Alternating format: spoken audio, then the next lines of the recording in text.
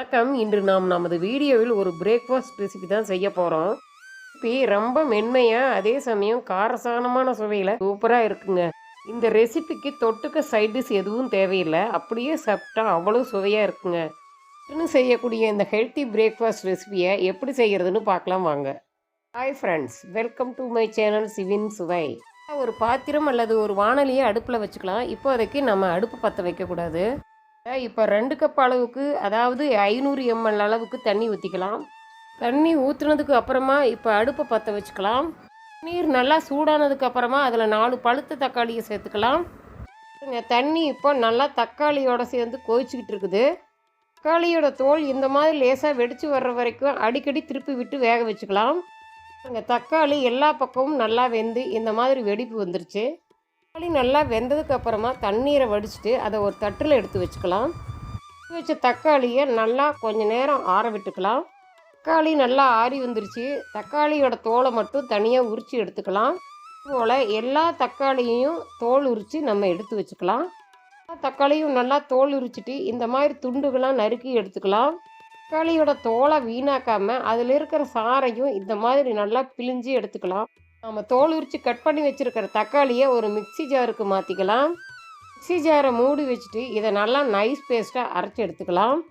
சப்பாத்திக்கு மாவு பிசைஞ்சிக்க ஒரு அகலமான பாத்திரம் எடுத்துக்கலாம். அப்போ தான் மாவு பிசையறதுக்கு நமக்கு தாராளமாகவும் வசதியாகவும் இருக்கும். 250 கிராம் அளவுள்ள கப்பில் 2 கப் அளவு கோதுமை மாவு சேர்த்துக்கலாம். அதன் அளவுன்னு பார்த்தீங்கன்னா 500 கிராம். கோதுமை மாவில் 1/2 டீஸ்பூன் அளவுக்கு மட்டும் உப்பு சேர்த்துக்கலாம். உப்பு சேர்த்துட்டு கை வச்சு நல்லா கலந்து விட்டுக்கலாம். அப்போது தான் உப்பு நல்லா கலந்து வரும். நம்ம அரைச்சி வச்சுருக்கிற தக்காளி விழுதை கோதுமை மாவோடு சேர்த்துக்கலாம். நம்ம சேர்த்த தக்காளி விழுது மாவில் எல்லா இடத்துலையும் படுற மாதிரி முதல்ல ஒன்று சேர்த்து நல்லா கலந்து விட்டுக்கலாம். சேர்த்த தக்காளி விழுது மட்டும் மாவு பேசிய பத்தாது, அதனால் இது கூட இன்னும் கொஞ்சம் தண்ணி சேர்த்துக்கலாம். அரைச்சதுக்கப்புறம் 1/2 டம்ளர் தண்ணி ஊற்றி மிக்சி ஜாரை கழுவி தண்ணீரை எடுத்து வச்சுக்கலாம். தண்ணியை மாவில் கொஞ்சம் கொஞ்சமாக சேர்த்துட்டு நல்லா மென்மையாக பிசைஞ்சிக்கலாம். உங்களுக்கு தேவைப்பட்டால் மட்டும் அப்புறமா இன்னும் தண்ணி சேர்த்துக்கலாம். நாம் மாவை எந்த அளவுக்கு அழுத்தி பிசைகிறோமோ அந்த அளவுக்கு சப்பாத்தி நல்லா சாஃப்டாக வரும்.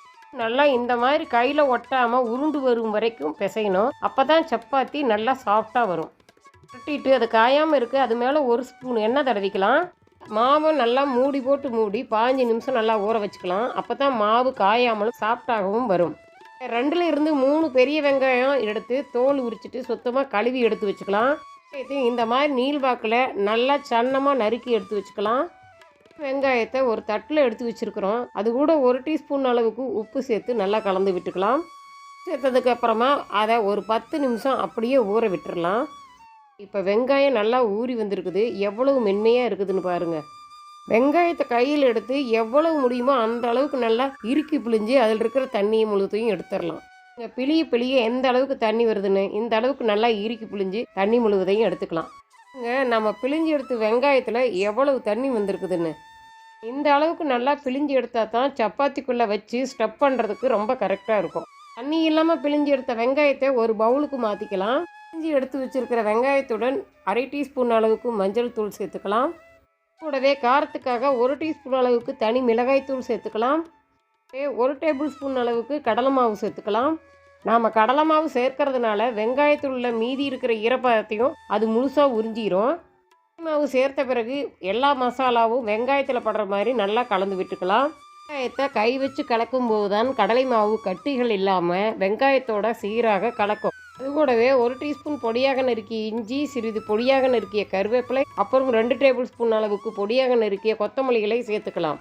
சேர்த்த எல்லா பொருட்களும் ஒன்று சேர்ந்து வர்ற மாதிரி நல்லா கலந்து விட்டுக்கலாம். நாம் கோதுமை மாவு பிசைஞ்சு வச்சு 15 நிமிஷம் ஆயிடுச்சு. இப்போ மூடியை திறந்துக்கலாம்.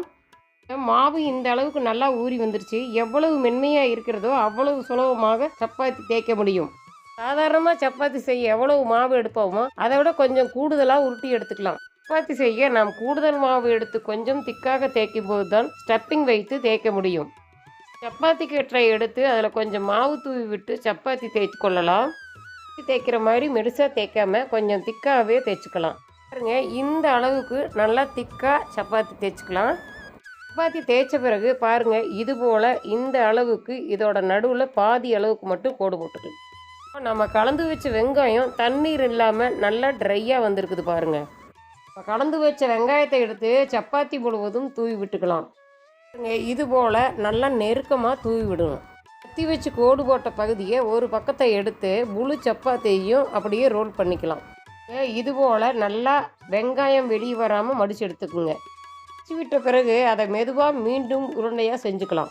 சப்பாத்தி தேய்க்கும் போது வெங்காயம் எல்லா இடங்களிலும் சீராக இருக்கும். மேலே பொடியாக நறுக்கணும் கொத்தமல்லியில் சிறிது சில்லி ஃப்ளேக்ஸ் தூவிக்கலாம். ஃப்ளேக்ஸ் ஆப்ஷனல் தான், தேவைப்பட்டால் சேர்த்துக்கலாம், இல்லைன்னா விட்டுடலாம். சிறிதளவு கோதுமை மாவு தூவி கொஞ்சம் திக்கான சப்பாத்தியாக தேய்ச்சி எடுத்துக்கலாம்.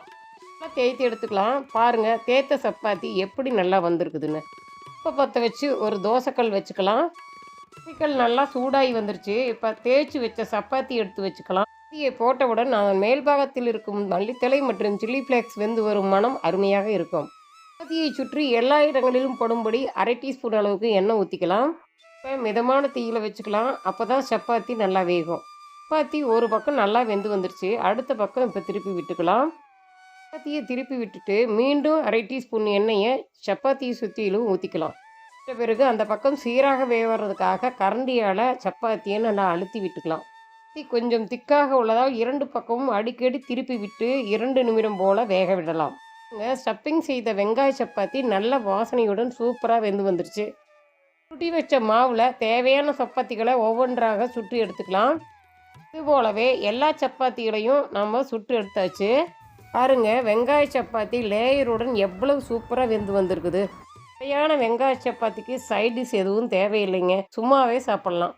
சப்பாத்தி ஏற்கனவே சுவையாக இருப்பதால் ஒரு மைல்டான சைட் டிஷ் இதுக்கு பொருத்தமாக இருக்கும். சுவையான சப்பாத்தியை நீங்களும் செஞ்சு சாப்பிட்டு உங்கள் ஃபீட்பேக்கை மறக்காமல் கமெண்ட்டில் சொல்லுங்கள். பிடித்திருந்தால் லைக், ஷேர், சப்ஸ்கிரைப் செஞ்சு பெல் சிம்பிளை கிளிக் செய்ய மறந்துடாதீங்க. இதுவரை என்னுடைய வீடியோ பார்த்த அனைவருக்கும் நன்றி. மீண்டும் அடுத்த வீடியோவில் நல்ல ரெசிபியுடன் சந்திக்கலாங்களா?